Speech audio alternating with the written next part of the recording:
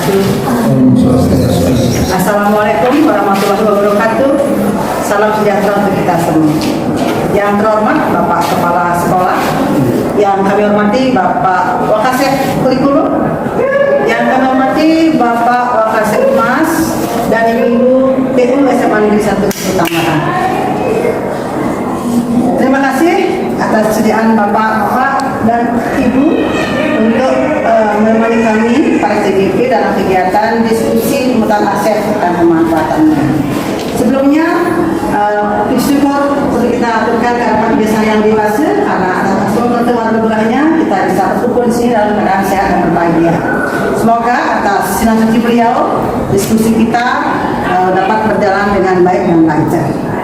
Adapun tujuan kami di sini adalah sebagai tugas aksi nyata modul 3.2 itu terkait dengan mengidentifikasi sumber daya sebagai aset yang dimiliki sekolah agar bisa dimanfaatkan untuk meningkatkan kualitas pendidikan. Jadi nanti di sini kami para CGP berdiskusi mengenai aset yang dimiliki sekolah yang ada 7, ada aset manusia, aset sosial, aset fisik, lingkungan alam, kemudian agama dan budaya, politik dan finansial. Sebelumnya perlu saya perkenalkan kami para CGP dari SMA Negeri 1 Tambahan. Saya sendiri Sri Juliastini. Kemudian dari barat ada Ibu Putu Martini Suryadi, kemudian Ibu Diah Dianti, ada Ibu Eni Susila Pakmadewi, kemudian Ibu Nimadi Sumariani, ada Ibu Didik Astuti, kemudian Ibu Teresia Juli Jenasari, dan Ibu Usiayu Emma Suryani. Baiklah, sebelum mulai diskusi, kami minta Bapak Kepala Sekolah untuk memberikan pengantar terkait dengan kegiatan diskusi kita kali ini. Mohon silakan Pak. Ya, terima kasih dari SMA 1 Tambahan pada siang hari ini. Sebelumnya mengaturkan langsung baru. Om Swastiastu. Assalamualaikum warahmatullahi wabarakatuh. Kaitan awal itu terkait dengan kegiatan hari ini, terkait dengan bagaimana kita sebelumnya saya memimpin oleh staf mana koordinator humas, kemudian penanggung jawab aset dan bendahara komite kampus di SMA 1 Tambahan.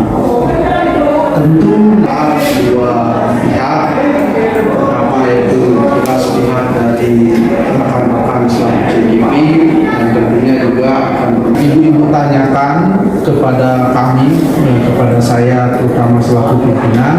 Tentu tidak secara mendetail, tidak secara mengkhusus saya bisa menjawab satu persatu dengan tepat, namun secara umum saya selaku pimpinan juga mengetahui hal itu. Walaupun secara rincinya nanti akan dibantu oleh rekan-rekan kami yang mendampingi saya pada kesempatan ini. Sejauh ini kita ketahui aset itu ya ada aset bergerak, ada aset yang tidak bergerak. Kemudian ada, kalau kita lihat dari rincian ini mungkin ada sumber daya alamnya, ada ini. Karena intinya sekali sebuah sekolah, sebuah kurikulum itu akan berjalan, ya tentu jika ada siswanya, sesuai dengan manusianya, ada gurunya, ada kurikulumnya, itu akan jalan sebuah sekolah. Jadi itu mungkin pendahuluan dari saya. Tentu untuk kemajuan ini akan didukung. Untuk pengantarnya, baik, kami mulai dari pertanyaan pertama dari aset manusia. Kesempatan yang diberikan kepada dia oleh Bu Sri Juli untuk Tiang Itu yang tidak biasa. Kalau kami siswa biasa. Udah.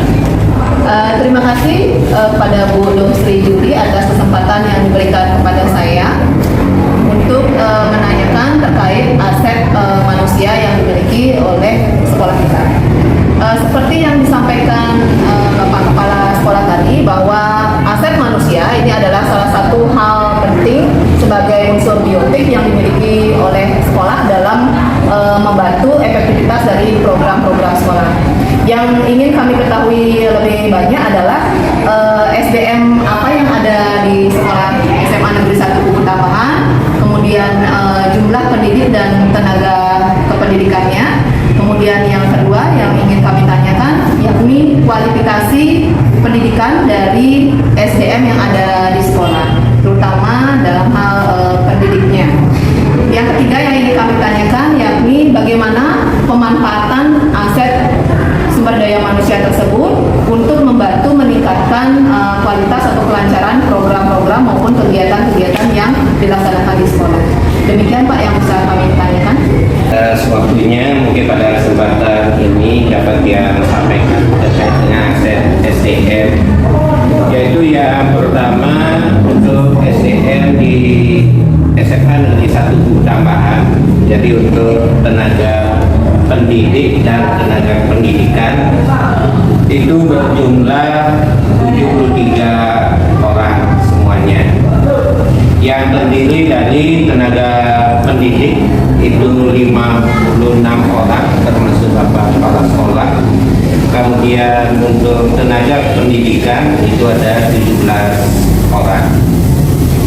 Nah, dari 56 tenaga pendidik yang ada itu terdiri dari 41 orang itu tenaga ASN, kemudian 15 orang tenaga kontrak. Dari 41 orang ASN itu terdiri dari 31 orang PNS. Jadi ada PNS Depak 1 orang, kemudian PNS Dinas Pendidikan itu 30 orang. Kemudian P3K itu 9 orang. Kemudian untuk kontraknya itu ada kontrak provinsi 8 orang dan kontrak komite atau kontrak sekolah 7 orang. Itu untuk tenaga pendidik. Kemudian untuk tenaga pendidikan itu terdiri dari 17 orang itu 2 orang PNS dan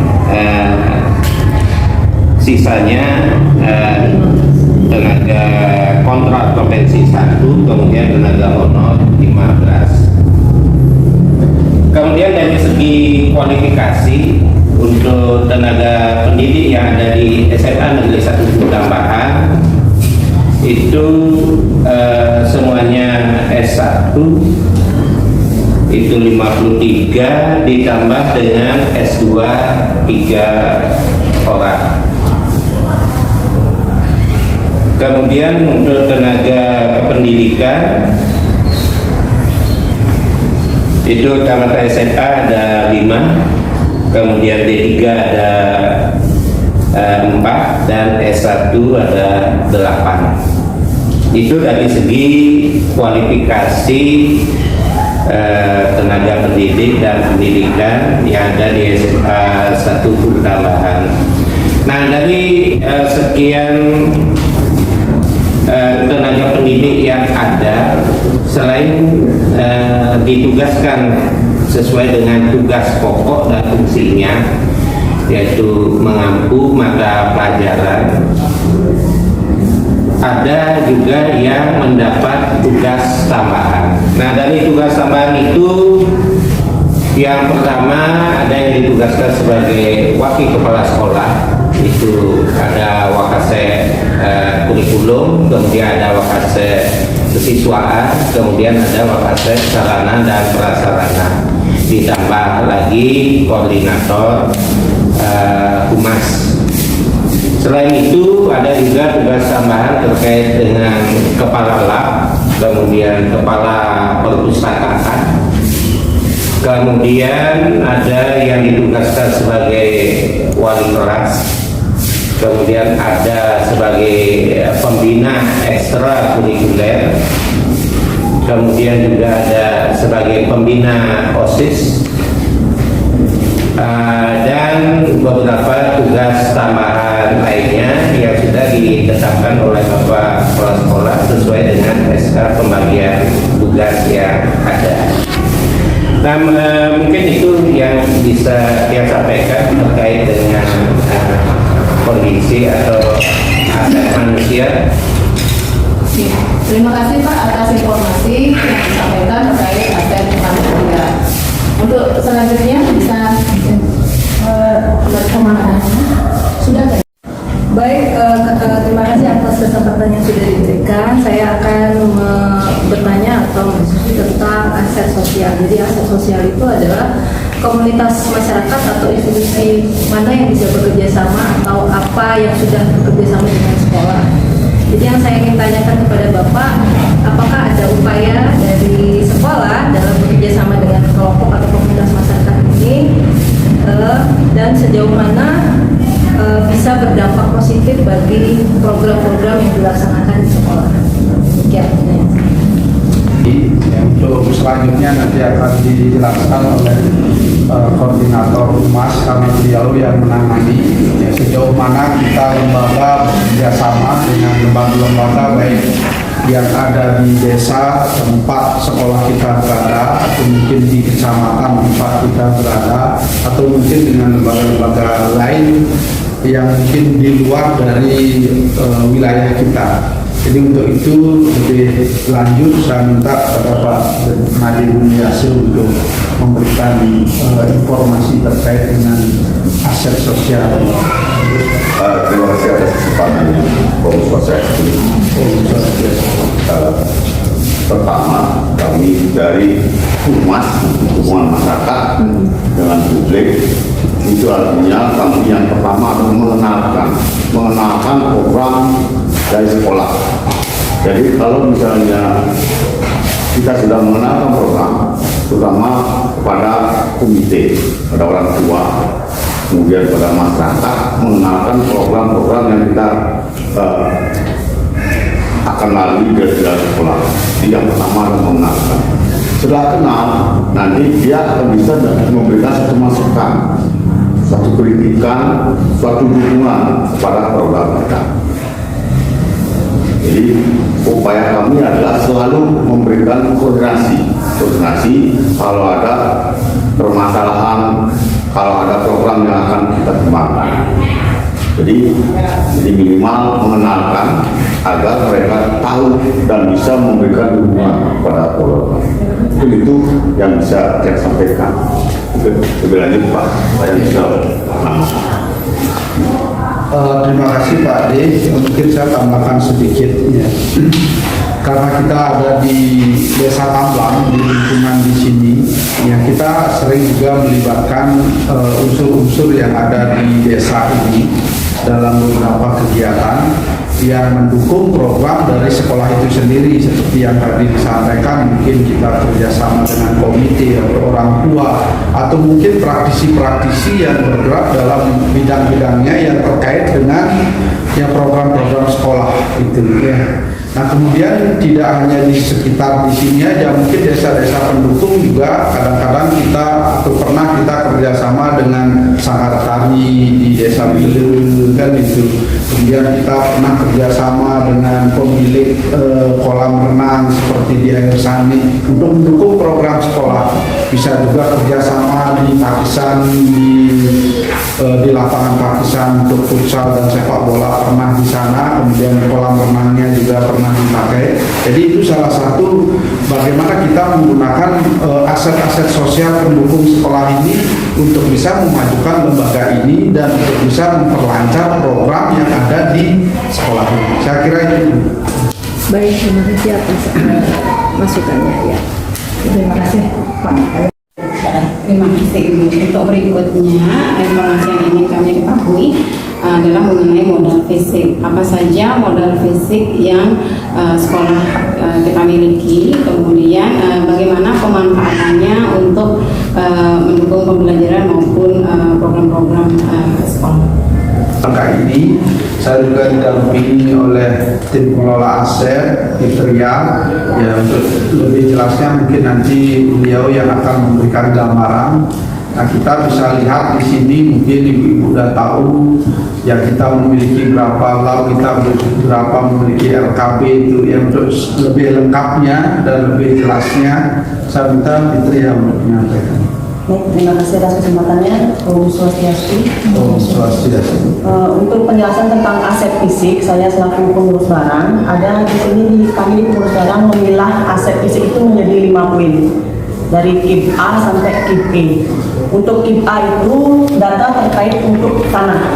Jadi kita di SMA 1 Utama ini memiliki luas tanah 8.650 meter persegi. Dan itu terbagi menjadi 2 sertifikat. Selanjutnya untuk di KIP B, di sana terkait data peralatan dan mesin. Jadi peralatan dan mesin ini terkait dengan meubiler, lemari, meja, kursi, komputer, laptop, dan sebagainya. Itu masuk ke dalam poin KIP B. Untuk per tahun 2022 ini, saya mengambil contoh data untuk laptop. Kita mempunyai 25 buah laptop yang sudah dibagikan kepada masing-masing yang memerlukan. Yang di sini sementara yang diberikan hanya kepala sekolah, staf pimpinan, dan tim teknik yang mengerjakan data-data yang dikirim ke dinas. Selanjutnya ada LCD proyektor yang tahun ini bisa kami lengkapi di 26 ruang kelas, ruang pertemuan. Itu yang sudah terpasang LCD proyektor yang dapat menunjang program pembelajaran siswa. Selanjutnya untuk di KIP C itu terkait gedung dan bangunan. Jadi di tahun 2023 ini kita sudah memiliki 27 ruang kelas belajar. Dengan kondisi 26 rombongan belajar yang ada, berarti kita masih memiliki 1 space RKB yang masih kosong yang bisa dipergunakan mungkin di tahun ajaran selanjutnya. Terkait lab, perpus, toilet juga sudah memiliki standar kepemilikan sekolah. Selanjutnya di KIP D itu terkait jaringan dan listrik. Jadi di sekolah ini kita sudah memenuhi untuk listrik itu 23.000 volt ampere. Dan untuk wifi juga di tiap ruangan sudah dipasang poin-poin akses yang bisa dipakai secara langsung tanpa password oleh siswa, guru, dan pegawai. Selanjutnya di poin KIP E itu terkait buku dan barang corak kebudayaan. Untuk buku kita sudah memenuhi 2.000 lebih eksemplar buku terkait buku pembelajaran umum dan terkait seni budaya. Kita punya gong Belaganju juga di dalamnya. Jadi itu. Selanjutnya untuk pemanfaatan, sementara pemanfaatan untuk komputer kita sudah pergunakan 2 lab TIK dan baru waktu ini kita pergunakan itu untuk kegiatan OSM. Jadi kita kelengkapan untuk komputer dan laptop sudah bisa menunjang proses pembelajaran, baik itu LCD proyektor juga sudah bisa dipergunakan di seluruh kelas. Jadi sekian, mungkin ada tambahan dari Pak Pak. Terima kasih, saya kira itu sudah sangat jelas dipaparkan ya, terkait dengan fisik yang kita miliki di sini. Ya intinya sekali kita berharap bangunan-bangunan fisik yang ada itu adalah memperlancar proses pembelajaran. Ya, jadi kita berharap memberikan layanan minimum lah, bukan hanya minimum. Harapan saya itu memberikan layanan yang maksimum untuk pembelajaran, untuk layanan kepada siswa-siswa kita. Saya kira itu. Terima kasih Bapak, terima kasih Ibu informasinya. Terima kasih dengan pertanyaan yang kompak dari modal politik. Baik, terima kasih Bu Sri Juli. Di sini terkait modal politik. Modal politik ini adalah kebijakan-kebijakan dari kepala sekolah yang berorientasi pada peningkatan kualitas pembelajaran. Saya akan mengajukan 2 pertanyaan. Yang pertama, apa saja modal politik yang dimiliki sekolah? Kemudian yang kedua, bagaimana pemanfaatan kebijakan sekolah atau modal politik tersebut? Mungkin nanti Bapak bisa memberikan sebuah contoh pemanfaatannya untuk kelancaran program atau kegiatan sekolah ini. Ya, ini sebenarnya kan yang punya leadernya itu atau pemegang kebijakan kan kepala sekolah. Namun kami atau saya pribadi selaku kepala sekolah senantiasa di dalam menentukan atau memutuskan segala hal, segala permasalahan, segala program yang ada di lembaga ini adalah istilahnya itu sharing dulu atau meminta meminta pendapat dulu dari teman-teman. Jika mungkin pendapat dari teman-teman itu yang setelah saya rangkum, saya simpulkan itu harus saya putuskan A atau harus putuskan B, maka di sanalah saya selaku pimpinan mengambil peran ini. Jadi intinya kebijakan saya itu tidak serta-merta saya ingin A itu memang harus A gitu. Tapi itu senantiasa saya diskusikan dengan teman-teman. Toh nanti bergeser ke A kuadrat atau mungkin ke B, yaitu bergantung dari apa yang menjadi kebijakan saya terutama. Nah kemudian banyak terkait dengan kebijakan di dalam hal politik di sini, tapi politik bukan politik dalam artian partai, itu yaitu kebijakan-kebijakan dari kepala sekolah. Ya sudah banyak apa yang saya bijaksanai di sini sebagai contoh ya, sebagai contoh misalnya, ya, ketika ada siswa yang mungkin istilahnya sudah terancam itu. Ya, itu jelas kami akan melibatkan berbagai pihak, apakah itu wali kelas, apakah itu guru BK, apakah itu kesiswaan, bila mana perlu kami sendiri, saya sendiri yang memvisit. Kalau misalnya kita ketahui, misalnya anak itu memang terancam DO karena faktor ekonomi, maka saya itu sering memberikan kebijakan. Yang penting siswa itu memang benar-benar dia itu terancam DO karena miskin, itu saya akan berikan kebijakan-kebijakan tertentu yang mungkin membantu anak itu biar tidak DO, atau mungkin hal-hal yang lain. Nah itu salah satu kebijakan saya yang mendukung bagaimana anak itu bisa menyelesaikan studinya di lembaga ini. Tentu hal itu mungkin tidak akan adil, ya, tidak akan adil di semua anaknya. Nah itu salah satu. Kemudian hal yang lain juga yang sering saya lakukan di sini, kebijakan saya itu ya selalu saya memberikan hal-hal yang tidak membuat warga sekolah itu merasa tertekan.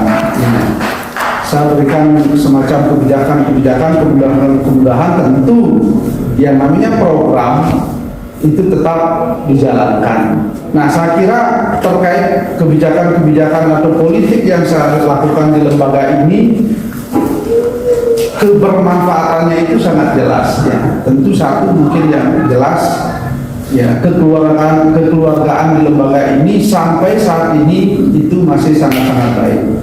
Kondusivitas di lembaga ini ya, bagaimana antar guru, antar siswa itu masih sangat berjalan dengan baik. Nah dengan kondisi itu baik, stabil, maka itu akan sangat berpengaruh kepada proses utamanya, proses pelayanan kepada siswa. Dengan proses pelayanan kepada siswa baik, maka tentu mutu pendidikan, terutama mutu pembelajaran akan semakin baik. Saya kira itu. Baiklah, terima kasih Bapak atas informasinya. Waktu saya kembalikan kepada Bu Sri. Terima kasih.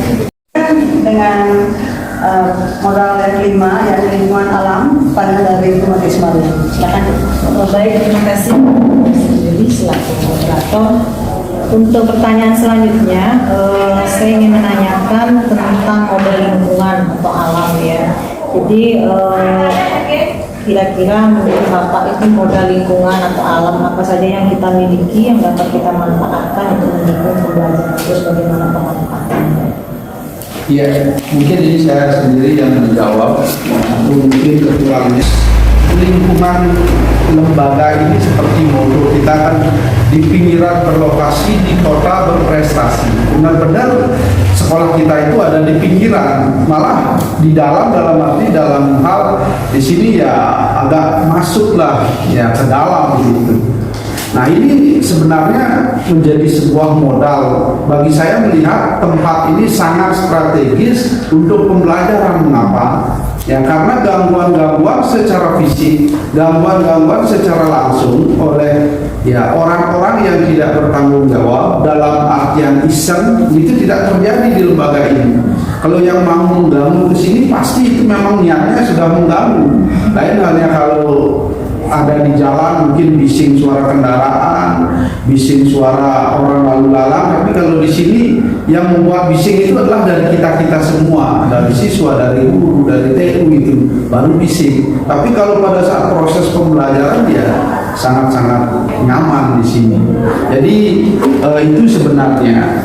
Nah, lingkungan alam ini juga sangat mendukung, ya, sangat mendukung kenyamanan proses belajar mengajar di lembaga ini.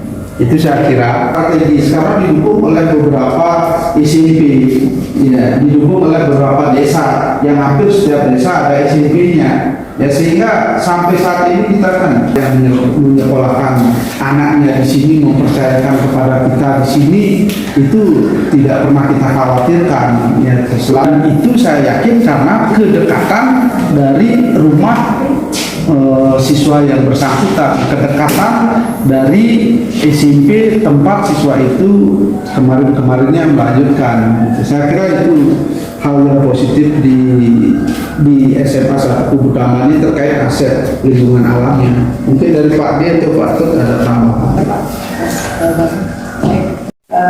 Aset yang keenam yakni tentang agama dan budaya dari Ibu Martini Suryadi. Silakan. Baik, terima kasih kesempatannya, Istri. Terkait dengan modal agama dan budaya, ada pertanyaan yang ingin saya tanyakan, yaitu bagaimana keberadaan kegiatan atau ritual kebudayaan dan keagamaan, termasuk mungkin adanya kelembagaan atau tokoh-tokoh penting yang terkait yang selama ini mendukung kegiatan di sekolah kita. Jadi selaku humas bisa memberikan tambahan bagi saya terkait dengan modal agama atau aset di dalam agama dan budaya ini di SMA 1 Utama. Kita tahu secara dominan ya siswa-siswa kita di sini adalah beragama Hindu, ya. Kemudian lingkungan, kalau kita kaitkan dengan modal lingkungan tadi, lingkungan kita juga secara dominan adalah umat Hindu. Jadi dengan demikian kita banyak bekerja sama, atau kita sebenarnya tidak ada kesulitan gitu. Mengapa tidak ada kesulitan? Karena mayoritas, bukan mayoritas lagi, bahkan hampir 100% siswa kita Hindu. Sehingga terkait dengan itu kita bisa bekerja sama pada lembaga-lembaga keagamaan, apakah itu PHDI, kita dalam melaksanakan pembinaan-pembinaan kepada siswa kita dalam bentuk dalam channel gitu, atau mungkin kita secara langsung dengan lembaga keagamaan di desa terdekat di sini, terutama dalam kegiatan upacara, apakah itu Pioralan, Saraswati, atau mungkin kegiatan-kegiatan upacara keagamaan yang lebih besar di lembaga ini, kita menggunakan penghulu dalam artian pemangku-pemangku yang memang asalnya dari desa ini, termasuk bagaimana kita mengadakan atau banternya itu, kita juga menggunakan adat restu yang ada di Desa Tambang ini karena lokasinya di Desa Tambang ini. Nah, dengan demikian sampai saat ini saya kira ya hubungan kita dengan adat, agama, budaya yang ada di desa terdekat di sini itu masih terjalin. Tadi juga sempat saya sampaikan, kita juga sering bekerja sama dengan sanggar-sanggar seni. Kita diminta dipinjami gong untuk kegiatan-kegiatan tertentu, kan pernah kita pentas gong desa yang dipakai.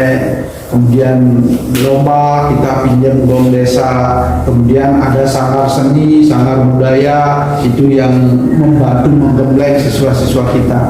Saya kira itu ya. Baik, terima kasih. Ya, yang terakhir dengan tentang modal finansial dari Ibu Dia. Silakan Bu. Terima kasih untuk pertanyaan ini atau pertanyaan yang terakhir, yaitu tentang aset finansial. Yang ingin saya tanyakan adalah aset finansial apa saja yang dimiliki oleh sekolah kita ini? Sekolah kita ini itu SMA 1 Tambahan. Nah, hal ini juga berhubungan dengan sumber dana yang digunakan untuk mendukung proses pembelajaran atau kegiatan di sekolah. Nah, selain itu juga sekarang saya pertanyaan kebermanfaatan dari sumber dana tersebut itu juga bisa diberikan penjelasan dan juga nanti bisa diberikan contoh tentang penggunaan dana tersebut. Terima kasih. Terkait dengan modal keuangan yang ada di lembaga ini, untuk lebih jelasnya mungkin nanti Bu Komang Trisna yang akan memberikan atau menambahi, yang dimana yang saya tahu dan harus tahu bahwa lembaga ini secara finansial itu didukung oleh dana BOS pusat atau dana BOS, kemudian komite, kemudian ada juga APBD ya, atau BOSDA ya, walaupun jumlahnya semenjak COVID ini sangat-sangat minim ya. Nah, kita tahu kalau dana BOS itu sudah ada juknisnya, pemakaiannya berapa persen untuk ini, berapa persen untuk itu sudah ada, dan semuanya itu juga melalui ARKAS gitu ya, itu sudah. Kemudian kalau dana komite yang pemanfaatannya lebih fleksibel di sini, yaitu banyak mendukung kegiatan-kegiatan atau program-program sekolah yang memang tidak bisa diprogramkan dengan dana BOS ya. Yang emergensi itu biasanya menggunakan dana komite. Nah, kemudian kalau dulu dapat APBD atau sering juga BOSDA gitu ya, itu juga sudah khusus. Kalau dulu sebelum COVID kita kan dapat dana itu untuk gaji karyawan atau pegawai yang kontrak kabupaten atau kontrak komite, yang kemudian ada untuk sesajen itu ada, kemudian hal-hal yang lain, dan ada juga yang kita dapat bantuan langsung seperti bantuan dari pusat ya. Nah, terkait dengan itu mungkin lebih spesifik Bu Komang bisa memberikan sedikit gambaran tentang pemanfaatan aset dari finansial ini, di mana yang mendukung program dari sekolah. Silakan. Terima kasih atas kesempatannya. Untuk sumber dana BOS itu sudah ada juknisnya, jadi kegiatannya itu harus sesuai dengan juknis dan tidak bisa melenceng dari juknis.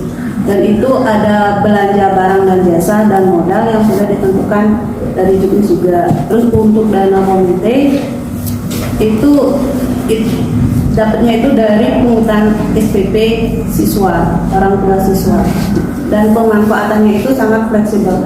Semua itu untuk kebutuhan fasilitas sekolah dan kembali lagi untuk siswa. Itu saja Bu. Mungkin dari Bapak ada tambahan lagi Pak? Ya, saya kira itu ya. Berarti ketujuh aset sudah kami. Jadi berdasarkan hasil diskusi, tepatnya wawancara kita hari ini ya, berarti pemetaan terhadap 7 aset serta aset yang kita miliki, kita bisa membuat program baru dari aset-aset tersebut yang nantinya dapat meningkatkan kualitas pendidikan di sekolah kita. Baik, sekian hari ini. Terima kasih atas kesempatan, kemudian juga waktu dari Bapak Ibu. Terakhir kami tutup dengan salam. Om Santi Santi Santi.